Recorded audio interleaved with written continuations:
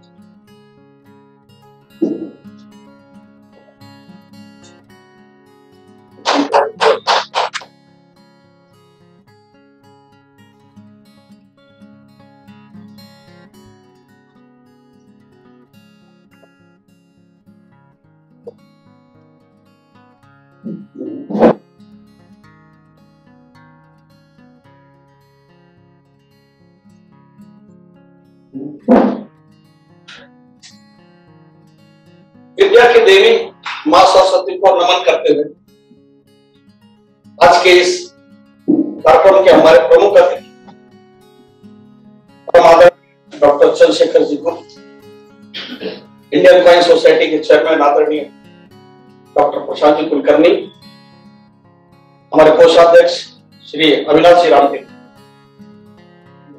Indian coin society की परंपरा के अनुसार ये इंडियन कॉइन सोसाइटी की 6वां पुष्प यानी पब्लिकेशन के रूप में प्रकाशित कर रहे हैं। इसके पहले इंडियन कॉइन सोसाइटी ने 5 किताबें, 5 बुक, जिसमें से 2 जर्नल के रूप में थी, निधि 1, निधि 3 किताबें, हंस हेगली जी की कॉइन ऑफ सिख, डॉक्टर प्रशांत कुलकर्णी की द कॉइन ऑफ राजा भोसला नागपुर, और एक और किताब कॉइन ऑफ जहांगीर।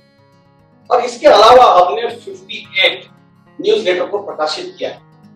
मुझे बड़ा हर्ष होता है आपको बताने में कि हमारा नया पब्लिकेशन एक हमारे इंडियन कॉइन सोसाइटी के लिए एक नई हिस्ट्री के रूप में आ रहा है, क्योंकि हम फर्स्ट टाइम ऑनलाइन मित्रेश जी की किताब मुगल न्यूमिस्मेटिक्स का विमोचन हम लोग ऑनलाइन कर रहे हैं। पहले मैं आदरणीय डॉक्टर प्रशांत कुलकर्णी से अनुरोध करूंगा कि आज के हमारे जिनके कर कमलों द्वारा आज इस पुस्तक का विमोचन हो जाएगा, उन्हें ऑनर के लिए एक बुक देके उनका स्वागत है। बुक के देके उनका स्वागत है।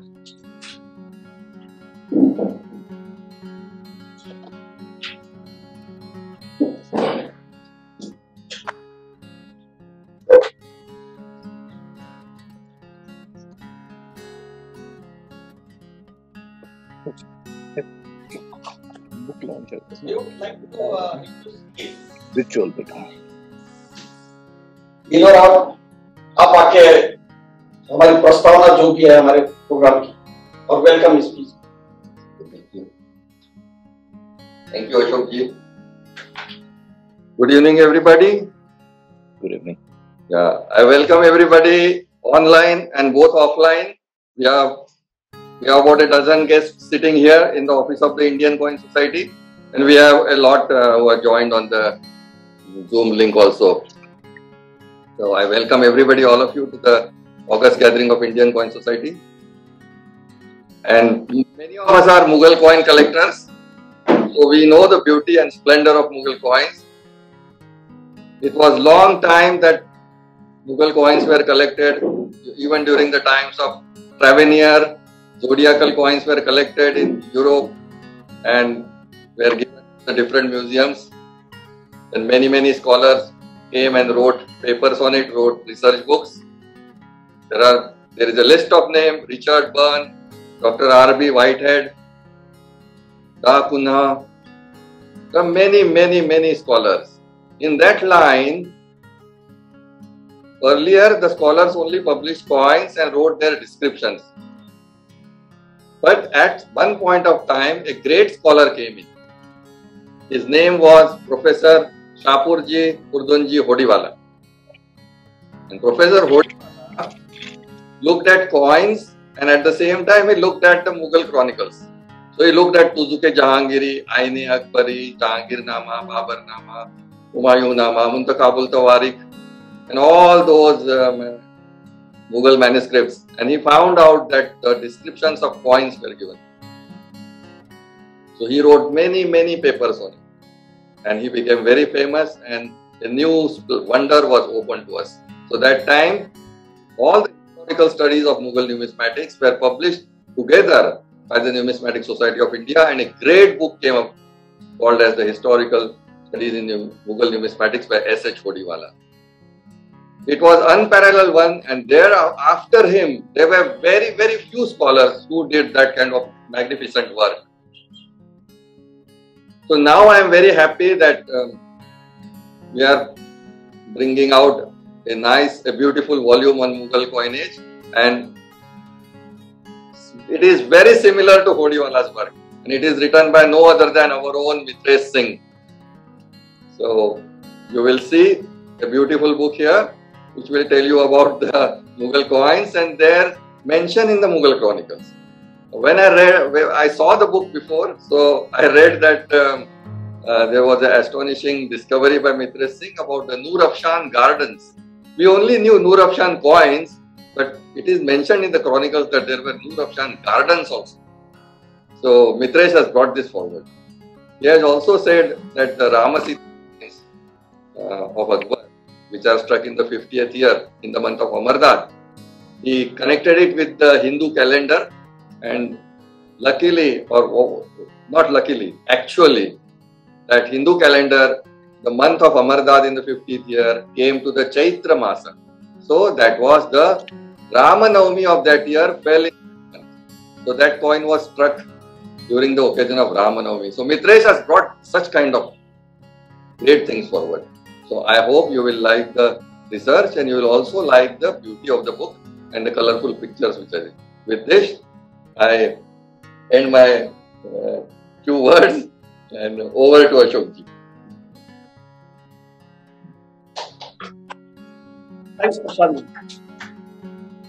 मैं आमंत्रित करूंगा श्री राजेंद्र जी मारू जी को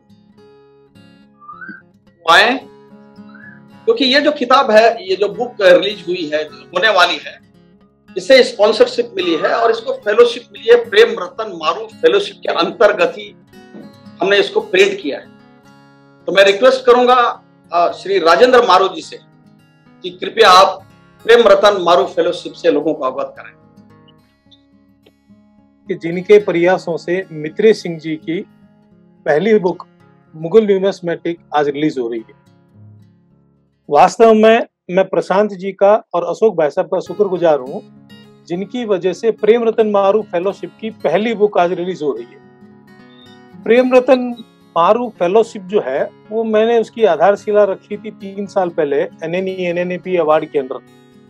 वो इसलिए रखी थी कि पापा ने बिजनेस शुरू किया था लगभग 1960 के आसपास बीकानेर में। तब व्यापार की स्थिति भी इतनी अच्छी नहीं थी, आर्थिक स्थिति भी इतनी अच्छी नहीं थी कि वो बुक्स खरीद सकें या लिख सकें या लाइब्रेरी बना सकें। तो संघर्ष करते हुए बिजनेस कर रहे थे। तो लगभग 84 के आसपास जब south Asia coin and paper money की नई बुक रिलीज हुई थी, तो पापा ने अपने किसी न्यूमिस्मेटिक दोस्त से कहा था कि यार मुझे बुक देखनी है। तो पापा को उस न्यूमिस्मेटिक दोस्त ने यह कहा कि प्रेम बाबू, बुक देखने के पैसे लगते हैं, फ्री में तो बुक भी नहीं देखी जाती है। पापा को पंच हो गई। उस वक्त किताब सस्ती थी, लेकिन उनके पास पैसे नहीं थे कि वो किताब खरीद सके। उसके बाद में ये जब फेलोशिप शुरू की, तब मुझे कई लोगों ने कहा था कि हमें ये काम करना है। उनका किसी के साथ यहाँ एक्सपीरियंस हुआ था कि उन्होंने बेंगलोर के में लोगों को या अपने मित्रों को या रिश्तेदारों को गिफ्ट करनी थी, तो उन्होंने वो किताब देने से मना कर दी। उन्होंने किताब इतने की है, आपको खरीदनी पड़ेगी। तो उन्होंने किताब इवन ऑथर को देने से भी मना कर दी। तो इस संदर्भ में मैंने वो ओवल ग्रुप में एक बार लिखा था कि निधि को कोई किताब छापनी है, तो मैंने कहा था निधि की किताब मैं छाप देता हूँ, और ये हुआ कि शायद प्रारंभ कुछ और ही था। तो अशोक भाई साहब ने और प्रशांत जी ने कहा था कि मित्रेश सिंह जी, जिनको कि लगभग मेरे ख्याल से इंडिया का हर डीलर, स्कॉलर, ऑक्शनियर सब जानते हैं मित्रेश जी को, कि उनकी एक बुक आ रही है, आप क्यों नहीं इससे शुरुआत करते। तो मित्रेश सिंह जी के जो प्रयास थे, जिन्होंने जो किताब लिखी है, ये बहुत अच्छी बुक लिखी है, बहुत डीप स्टडी की है। और मैं आज ये है कि मुझे नहीं समझ में आ रहा कि मैं किनको थैंक यू कहूँ, प्रशांत जी को कहूँ, अशोक भाई साहब को कहूँ, या मित्रेश जी को कहूँ, और या इन सबको साथ में थैंक यू कहूँ कि इनकी वजह से जो मेरा एक सपना था मेरे पापा के नाम का, कि जिनको किसी ने ये कहा था कि बुक देखने के पैसे लगते हैं, तो क्यों नहीं एक ऐसा प्रयास करूं जो इंडिया के स्कॉलर जो न्यूमिस्मेटिक और फिलैटली के बारे में रिसर्च कर रहे हो, या कुछ स्टडी करना चाहते हो, या आगे आना चाहते हो सकता है किसी कारणों से वो नहीं पूरा कर पा रहे हो, तो मैं प्रयास करूं कि शायद उनकी स्टडी जो है न्यूमिस्मेटिक कलेक्टर, डीलर, इन लोगों के बीच में आए। मैं मित्रेश सिंह जी का बहुत तहे दिल से शुक्रिया करता हूं, धन्यवाद देता हूं कि इनकी ये पहली बुक है और प्रेम रतन मारू फेलोशिप की पहली बुक है। तो हम दोनों के लिए आज एक शायद बहुत बड़ा दिन है। इस संदर्भ में मैंने अशोक जी को कहा था कि भाई साहब, ये जो प्रेम रतन मारू फेलोशिप है, इसको क्यों नहीं एक सिस्टमेटिक एक संस्था बना लो। मैं यहाँ एक ट्रस्ट रजिस्टर कर देता हूँ और इस ट्रस्ट के फंड में मैं एक 11 लाख रुपए सेपरेट डाल देता हूँ। तो जो स्कॉलर बुक लिखना चाहते हैं, या अपना न्यूज़लेटर निकालना चाहते हैं, या कुछ भी स्टडी करना चाहते हैं, तो इसके अंडर में वो बुक प्रिंट कर लेंगे, बुक बाजार में लेके आ जाएंगे, उसको बेचने की जिम्मेदारी मेरी होगी, प्रमोट करने की जिम्मेदारी मेरी होगी, और उससे जो पैसा आएगा वो पैसा वापस का वापस इसी प्रेम रतन मारू फेलोशिप में डाल करके धीरे धीरे क्यों नहीं इसको एक बड़ा प्लेटफॉर्म और एक बड़ी संस्था बनाई जाए, जिससे कि न्यूमिस्मेटिक, फिलैटलिक, ऑटोग्राफ, नोट, कोई भी आदमी किसी भी तरह की कोई रिसर्च करना चाहता हो तो उसको सहयोग करें और उसको आगे लेके आए। मैंने अशोक जी से ये भी रिक्वेस्ट किया था कि प्रशांत जी से रिक्वेस्ट करेंगे कि वो इसका एडिटोरियल बोर्ड संभाले, क्योंकि कल ये पता नहीं हो कि बुक किस तरह से निकलती है, क्या निकले, किसी की क्या गलती है। तो एक पैनल बना करके वो बुक्स चेक कर ले में, और चेक करने के बाद में मुझे दे, तो मैं उसको अच्छे से छाप करके और अच्छे से प्रमोट करके आप लोगों के सामने लाने की कोशिश करूंगा। मेरा यही उद्देश्य था प्रेम रतन मारू फेलोशिप शुरू करने का। Thank you. बहुत बहुत धन्यवाद आपको राजेंद्र जी। ये प्रयास जरूर पूरा होगा और आने वाले समय में हमारे भारत के जितने भी अच्छे स्कॉलर हैं हमारे इंडिया के, वो आपके माध्यम से अपनी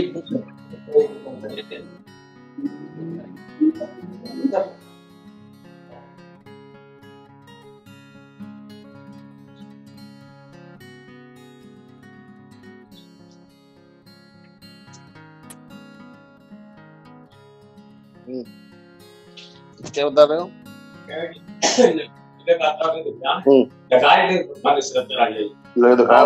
अगर 90% हमारा सोचा कि आपके पास वो दिखाने लिए आएगा, देखा मैं बता देता हूँ, गैप हो रहे हैं नहीं, ये तो इच्छा किसको दिखाना है। अरे बहुत बहुत बधाई हो Mitresh Singh ji. Thank you so much Rajendra ji.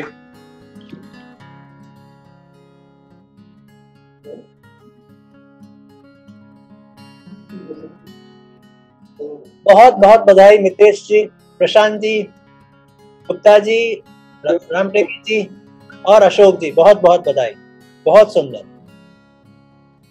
Thank you. Congrats everyone for this effort, and especially Mitresh ji. Thank you.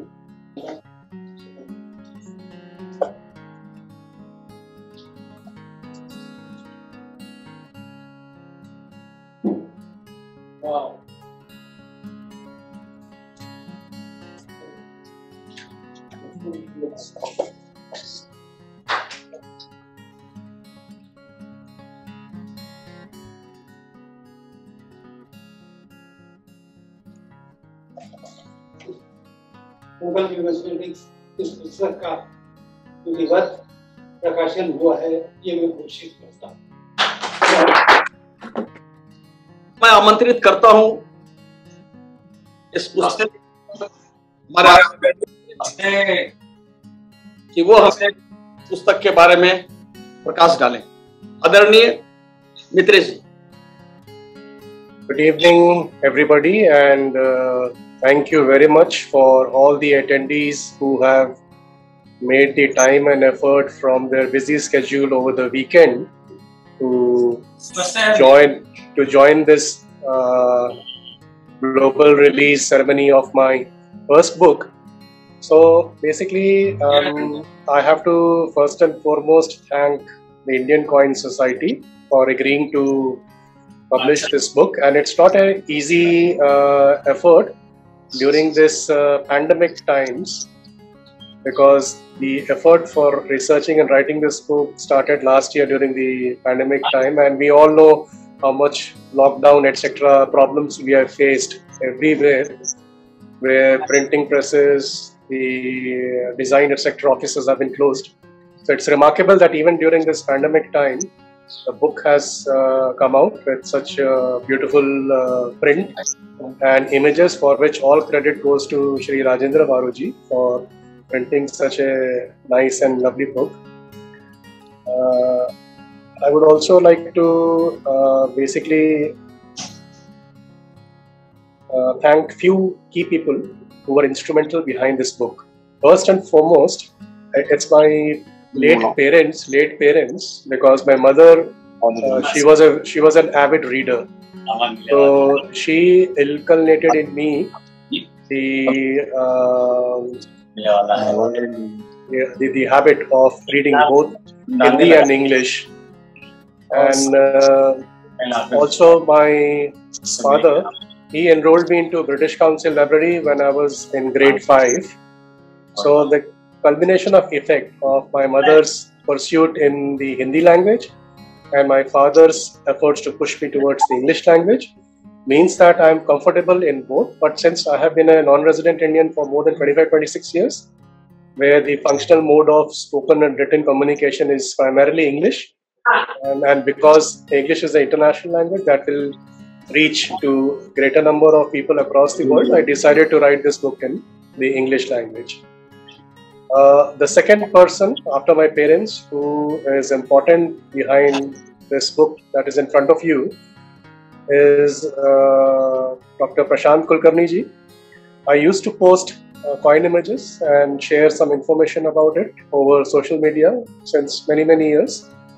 So he in fact commented and spoke to me once saying that why don't you do some original research on Indian numismatics, and I told him that look, I'm busy in my work, I'm a non-resident, I'm outside the country, I don't get time to do such kind of research. So he made a statement that numismatics loss is auditing's gain, because I've been a career auditor all my life. So that phrase or that quotation stuck in my memory. But then he did say, or he did encourage me to pick up the pen and to write whenever time permitting. So since the lockdown last year, these thoughts came onto me. But after Prashantji, the third most critical catalyst behind this book came through certain individuals and certain institutions. So we all know the lockdown started last year in the month of March. So in the month of April, I was approached by a group on Facebook, which has nearly 1.6 lakh members, and they encouraged me to come on live, and basically everybody was feeling helpless, stiff lockdown, everybody is home, bored to death, don't know what to do, where to go, stuck up in home. So I did a Facebook live session 1.5 hours, and that was appreciated by everybody.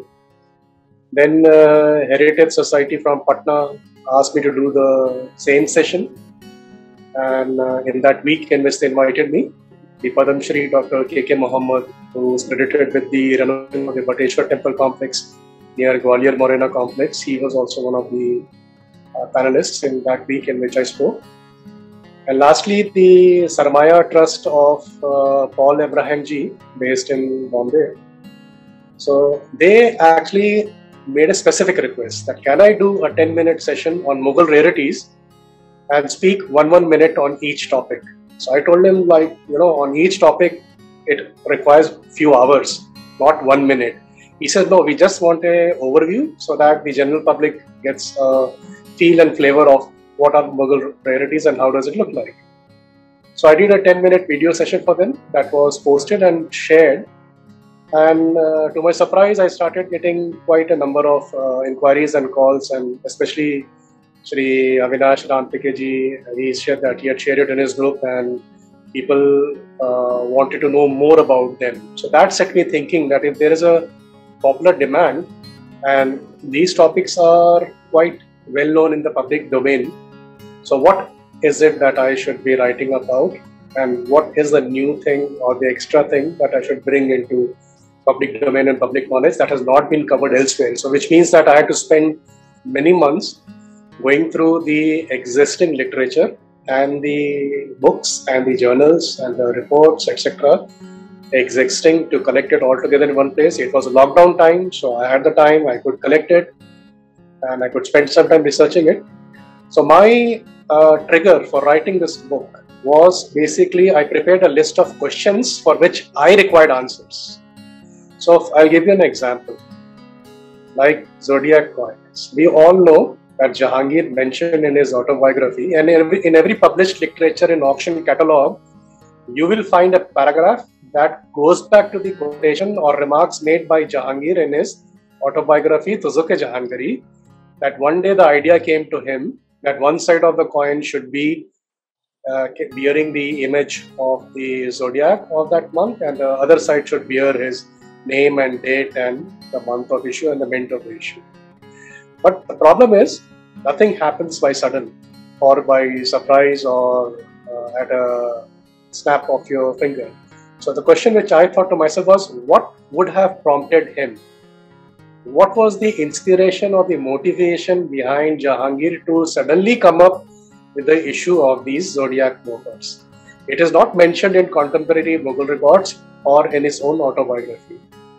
So I had to do a lot of in-depth research over multiple sources, look at the dates, look at the events preceding, after, and come together to put together a structured, logical, analytical conclusion that I hope the readers will follow the chain and train of my thought as I try to put across the various influencing factors that led to Jahangir issuing these beautiful zodiac coins. And I'm also very thankful to Shri Shannon Bhandareji of Ashmolean Museum, Oxford, for having kindly permitted the images of the beautiful zodiac coins from the Ashmolean collection. So it's similar kind of questions, like Prashant ji mentioned about the Nisar coins, especially the one which bears a legend Nur Afshan. So Nur Afshan, Nur means light, Afshan means scatter. So it's a literal translation of the word Nur Afshan. But basically, what's the motivation? How did this coin suddenly came into bearing, considering that this denomination is not mentioned in his autobiography? So it's these kind of research going into in depth. Like even the Ilahi era of Akbar. So if you look at the Ilahi and Alfi coins chapter, you will find why was the Ilahi era launched by Akbar in the 30th year? Why not in the 27th year, or why not in the 33rd year? There's a reason behind it.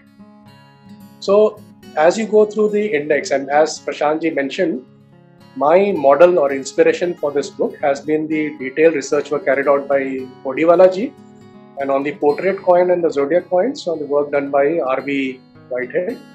So I was quite impressed by Podiwala's efforts, and that effort was like in 1940s. So it tells you how long a time has elapsed. So my idea was not to give you a coin catalogue with mint-wise details of all the Mughal emperors. There are enough books for that. My effort was more on the symbolism. So like on the portrait coins, what is the symbolism behind these portrait coins? Numerous action catalogues and literature mentions that Jahangir is holding a wine cup in his hand. Why does anybody get the feeling or think that this coin is putting his addiction to wine? No emperor would like to promote his addiction. on a coin that is basically meant as a propaganda tool for his munificence to be carried across the realms of the empire, even abroad. What is the symbolism behind his wine cup? When you see the bust portrait of Jahangir with his hand on resting against something that has been variously described as the holy book, Quran, or the railing, etc., etc. You will, once you read the chapter on the portrait coins, you will find an answer to all the questions, and these questions were similar to what I had. Prashantji mentioned on the Ram Sita coins, the same question came to my mind. Why did Akbar issue Ram Sita coin, and that too in the 50th year? What prompted him? In the 50th year, we also had the duck moher issued. If you read the chapter on the hawk moher, you will find the contemporary accounts differing from the official Mughal chronicles behind the capture of Asirgarh and the issue of such coins. So it is these things, it is these level of insights and details on each separate type of Mughal rarity that has been brought out into print, compiled together in one place. So the benefit for the reader, be him or her being a collector, researcher, author, cataloger, curator, auctioneer, whatever, is that you don't have to research different websites or go through different books. You will find everything in this book.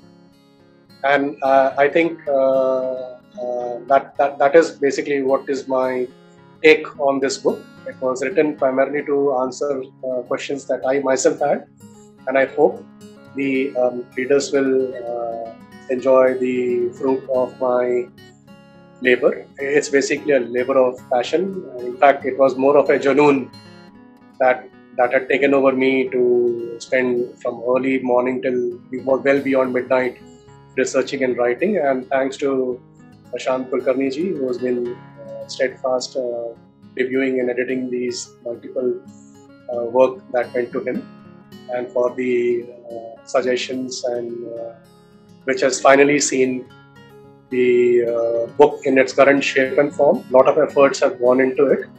ICS has also put in a lot of efforts. The staff of ICS, Prashantji himself, Ashok Thakurji himself. We have gone through so many different museums, signed contracts and agreements with them to take permissions. So the quality of images is also a factor that we have managed to get high resolution original coin pictures from international museums like British Museum, KHM, Board Berlin, BNF Paris, American Numismatic Society, and all the international auctioneers from Rajendra Maruji's auction, Marudhar Arts, Classical Numismatic Gallery, Oswald Auctions, Bombay Auctions, Todiwala Auctions. And so you know, the book has brought together all these coin images, so more than 200 coin images, and I have also tried to explain the symbolism, which is social, economical, cultural, religious, etc., by equating the motifs that you see on the coins with other art objects. So you will see a few examples of Mughal paintings, you will see a few other examples of some other art objects, for again due permissions have been taken from the right source. So in the end, I will just like to say thank you to the critical people involved in this project that has seen my first book being published. Grateful thanks to Indian Coin Society, Prashant Kulkarni ji, Ashok Thakur ji, all the office bearers of ICS. Much grateful thanks to Rajendra Maru ji for the Prem Ratan Maru Fellowship for bringing out such a nice print formation. Thanks to all the curators, museums, auctioneers for allowing me permission to use coin images in the book. And thanks to all the readers who I believe are the ones who are going to buy this book and read it, and I hope, sincerely hope, that they will bear with any errors and omissions, and look forward to your comments, positive as well as critical acclaim. Thank you very much. अब मैं आमंत्रित करूंगा आज के हमारे प्रमुख अतिथि, जिनके कर कमलों द्वारा आज ये बुक रिलीज हुई, हमारे परम आदरणीय डॉक्टर चंद्रशेखर गुप्ता जी को मैं आमंत्रित करूंगा कि वो आए और इस किताब उन्होंने पूरी तरह से तो नहीं पढ़ा है, उन्होंने ऐसा कहा मुझसे अभी, लेकिन उस किताब को उन्होंने अच्छे से देखा है और उसके बारे में अपने विचार व्यक्त किए। भारतीय मुद्रा समिति इंडियन कॉइन सोसाइटी के अध्यक्ष, संपादक डॉक्टर प्रशांत कुलकर्णी, श्री अशोक सिंह ठाकुर, श्री रामटेके जी और मेरे अन्य मित्र यहाँ जो उपस्थित है, मैं आप सब लोगों को इस अवसर पर साक्षी बनने का साधुवाद देता हूँ और इस सुंदर प्रकाशन के लिए न केवल लेखक, इसके प्रबंधक श्री राजेंद्र मारू और उनकी संस्था तथा अन्य संबंधित सभी लोगों का मैं बहुत बहुत अभिनंदन करते हुए घोषणा करता हूं कि मेरी थोड़ी बहुत समझ के अनुसार, जैसे मेरे बारे में स्पष्ट है कि मुगल सिक्कों के बारे में मैं बहुत कम जानकारी रखता हूं, लेकिन एक शोधार्थी के नाते मैंने अभी पुस्तक यहाँ पर जो पलट कर देखी है, मैं बहुत प्रभावित हुआ हूँ और निश्चय ही जैसा कि कहा गया है, डॉक्टर होडीवाला की परंपरा जो आरंभ हुई, ये उसमें शामिल एक और रत्न है, जैसा कि मुगल काल के 9 रत्नों की ख्याति इतिहास में प्रसिद्ध है। मैंने इसके बारे में थोड़ा बहुत जो पढ़ा है उसके विषय में आपसे कहना चाहता हूँ कि मुगल सिक्के अपनी सुंदरता के लिए, अपने सुलेख के लिए, कैलीग्राफी के लिए और अपने कलात्मकता के लिए बहुत लोकप्रिय है। खासकर जहांगीर की जो पोर्ट्रेट कॉइन्स है, व्यक्ति चित्र वाले सिक्के हैं, जैसा कि इस पुस्तक के मुख पृष्ठ पर ही जहांगीर का जामे सेहत के रूप में प्रसिद्ध एक सिक्का जो शायद अजमेर टकसाल का है, उसके विषय में वाद हो सकता है विविध कि जामे सेहत यानी वो बीमार था, उससे सेहत पाने के पश्चात उसने जाम लिया, या जैसा कि जहांगीर के बारे में प्रसिद्ध है कि वो बहुत शराबी था, लेकिन फिर भी अदल न्याय के लिए बहुत प्रसिद्ध था। अदले जहांगीर इतिहास में प्रसिद्ध है। और वैसे ही उसके शराब नोशी के बारे में भी कि बहुत एक लोकप्रिय शेर है, थोड़ा बहुत पाठभेद के साथ में कई जगह मिलता है कि 4 सेर शराब हो और 8 सेर कबाब हो, सल्तनत नूर जहान की खूब हो खराब हो। यानी सल्तनत की भी उसको फिक्र नहीं थी अपने शराब और कबाब के आगे। तो इसका प्रतिबिंब उसके सिक्कों पर भी होता है और इस पुस्तक में उसका पर्याप्त विवेचन हुआ होगा, ऐसा मैं ग्रहित चलता हूँ और इसके लिए लेखक को बधाई देता हूँ। ये खासकर मेरे संदर्भ में मैं बोलूँ तो 1976 में जब मैं महाराष्ट्र शासन के पुरातत्व विभाग में पुरावशेष पंजीयन अधिकारी, एंटिक्विटीज रजिस्ट्री ऑफिसर था, तब हमारे एक साथ में बम्बई मंडल से काम करने वाले अहमद जी, उन्होंने इस पर एक लेख हमारी numismatic society of India Banaras की पत्रिका में प्रकाशित किया था। तो उस समय उनका तर्क यही था कि ये शराब का प्याला न होकर ये केवल ख्वाजा आबे जमजम है। और ये उसने इसलिए भी प्रकट किया क्योंकि उसने अजमेर शरीफ की जियारत की थी और अजमेर शरीफ के जो थे मोइनुद्दीन चिश्ती, उनके हुजूर में, उनकी उपस्थिति में शराब नोशी तो वो नहीं कर सकता है, चाहे जितना बड़ा शराबी हो। पता नहीं इसके और भी क्या विस्तार में विवेचना की गई है, मैं बहुत कम जानता हूँ, लेकिन इस पुस्तक से उस विषय में जरूर कुछ नए पाठक और अध्येता आगे आएंगे, ऐसा मैं समझता हूँ। इसी तरह से जहांगीर के पिता अकबर के बारे में कहा जाता है कि उन्होंने रामसिंह सिक्का जो ढाला है, जो सोने और चांदी दोनों में, बहुत कम सिक्के पाए गए हैं इसके। ब्रिटिश म्यूजियम में घर है ही है। भारत कला भवन बनारस में भी एक चांदी का सिक्का है, शायद आधा रुपया या ऐसे। उस विषय में मैंने जब पढ़ा तब पता चला कि ये उस तत्कालीन राजनीतिक स्थिति के आधार पर उसने ये ढलवाए थे, क्योंकि अकबर के जीवन के उत्तरार्ध में जहांगीर, जो उस समय सलीम नाम से जाना जाता था, उसने बहुत विद्रोह किए थे और अपने पिता की बहुत सारी बातें न मानकर बगावत का ऐलान किया था। शायद इसी का प्रतिबिंब भारतीय सिनेमा में मुगले आजम, अनारकली आदि फिल्मों में भी दिखाई देता है। खैर, उस विषय में न कहकर मैं केवल एक मत यहाँ पे बताना चाहता हूँ कि रामसिंह का अंकन बहुत कम राजाओं ने अपने सिक्कों पे किया है। नहीं किया है ऐसी बात नहीं है, लेकिन अकबर जैसे मुगल राजा ने किया है।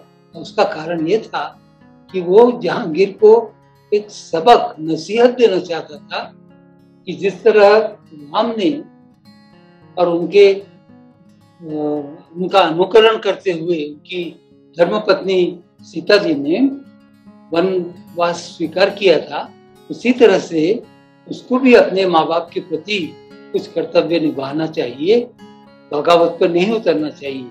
और इसके पीछे एक कारण ये था, जहांगीर की माता ये हिंदू धर्मावलंबी थी, उस ओर अकबर ये संकेत करना चाहता था। और ये बात एक लेख में मुझे पढ़ने मिली, जो जयप्रकाश सिंह, जो अपनी इंडियन कॉइन सोसाइटी के बहुत समय तक के अध्यक्ष रहे हैं, उनके एक आलेख से पता चला।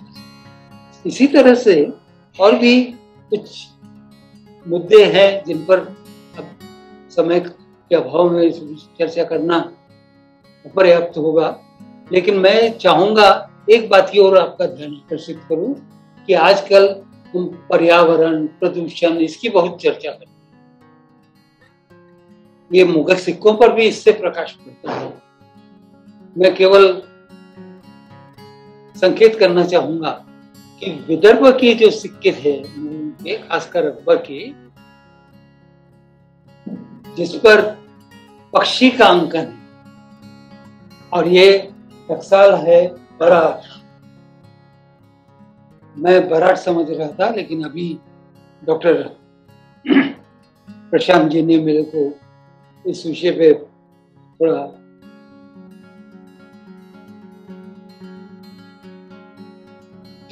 क्या कहूँ सलाह दी कि ये बरार है।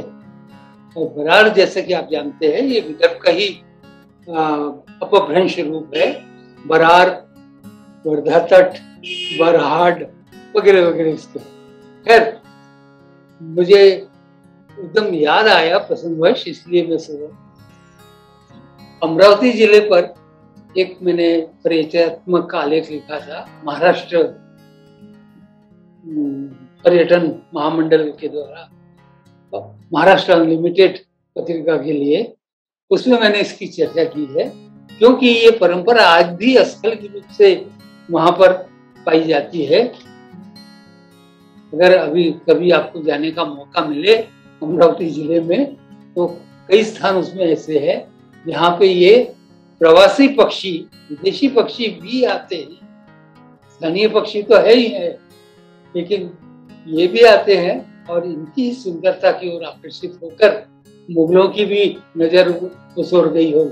और प्रसंगवश मैं कहना चाहूंगा कि मुगल चित्रकला में उस्ताद मंसूर और बहुत बड़े बड़े चित्रकार हुए, उन लोगों के भी बहुत सारे चित्र प्रसिद्ध है। यहाँ तक कि आपको आश्चर्य होगा कि यह ऑस्ट्रेलियाई एक पक्षी है डोडो, जो अब विलुप्त होते जा गया है, अब पता नहीं है या उसका भी उस्ताद मंसूर ने एक सुंदर चित्र बनाया है जो तुझो के जहांगीरी में पाया गया है। तो इस पुस्तक ने न केवल राजनीतिक, धार्मिक, सामाजिक, आर्थिक आदि पक्षों पर प्रकाश डाला है, अपितु कला जैसे और सिक्कों पर कला ये बहुत विरल है नहीं है ऐसा नहीं, लेकिन मुगल सिक्के उनमें अपना अन्यतम स्थान रखते हैं। और इस पुस्तक के लेखन, प्रकाशन सामने लाने के लिए मैं सब संबंधित व्यक्तियों का हार्दिक आभार प्रकट करता हुआ मुझे ये जो सम्मान दिया गया है इसके प्रति धन्यवाद जाहिर करता हूँ। आज के इस पुस्तक प्रकाशन के अवसर पे इंडियन कॉइन सोसाइटी के ट्रेजरर श्री अविनाश जी रामटेके ने मुगल सिक्कों का एक बहुत सुंदर एग्जीबिशन लगाया है। तो मैं सोहम रामटेके जी से रिक्वेस्ट करूंगा कि वो आके इस एग्जीबिशन को थोड़ा सा ऑनलाइन दिखाएं।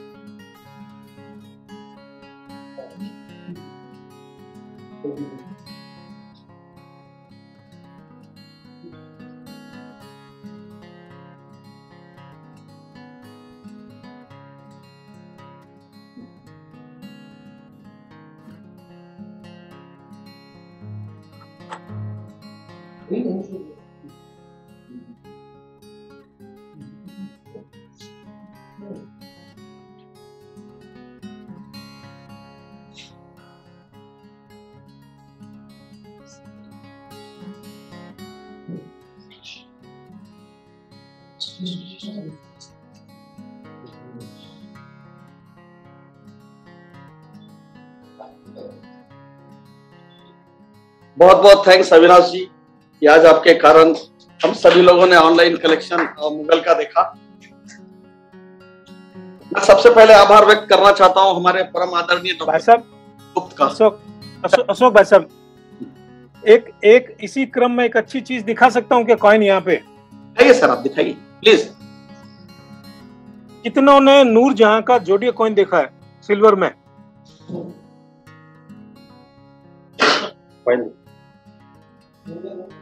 प्रशांत जी, नहीं हमने नहीं देखा सर, दिखाइए प्लीज। तो मैं स्पॉटलाइट कर रहा हूँ। हाँ दिखाइए। ब्यूटीफुल। सेकंड साइड दिखाइए सर।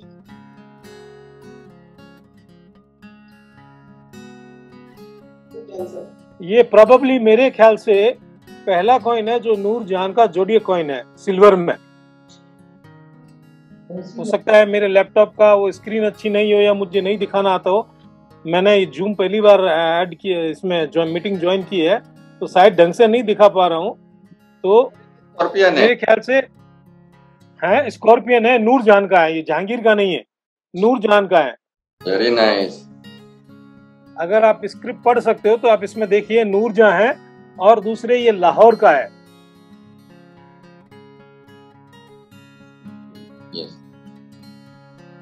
ब्यूटीफुल। ये जहांगीर नहीं है, नूर जहां है। यूनिक है, unique coin. So thanks for giving the platform to show this coin. And we also thank you again, Mr. Maru, for awarding the Prem Ratan मारू फेलोशिप। मैं तहे दिल से शुक्रगुजार हूँ। आपने ये जो फाउंडेशन बना रहे 11 लाख रुपए का, हम जल्दी उसको कंज्यूम कर लेंगे। प्रशांत जी, मैं आपका शुक्रगुजार हूँ कि आपकी वजह से मेरे पापा के नाम की फेलोशिप शुरू हुई। अदरवाइज तो ये 3 साल पहले बनाई थी, काम नहीं आ रही थी, तो आपकी वजह से ये शुरू हुई है और अब मैं चाहता हूँ कि शुरू रहे, ये रुके नहीं। मैं सबसे पहले आभार व्यक्त करना चाहूंगा हमारे प्रमुख अतिथि परम आदरणीय डॉक्टर चंद्रशेखर गुप्ता सर का, उन्होंने हमारा निमंत्रण बहुत कम समय में स्वीकार किया और वो इस कार्यक्रम में पधारे। मैं उनका दिल से आभार व्यक्त करता हूं। मैं यहाँ पर हमारे जितने भी आईसीएस के पदाधिकारी, जितने भी मेंबर्स यहाँ पर हैं, उन सभी का दिल से आभार व्यक्त करता हूं। और खासकर ऑनलाइन जितने हमारे मुद्रा शास्त्री, मुद्रा प्रेमी और बहुत सारे गणमान्य लोग इस स्क्रीन पे दिख रहा है, मैं व्यक्तिगत तौर पे आप सभी को इंडियन कॉइन सोसाइटी की ओर से सभी का दिल से आभार व्यक्त करते हुए ये प्रोग्राम यहीं समाप्त हुआ, ऐसी घोषणा करता हूं। सभी को बहुत बहुत थैंक्स।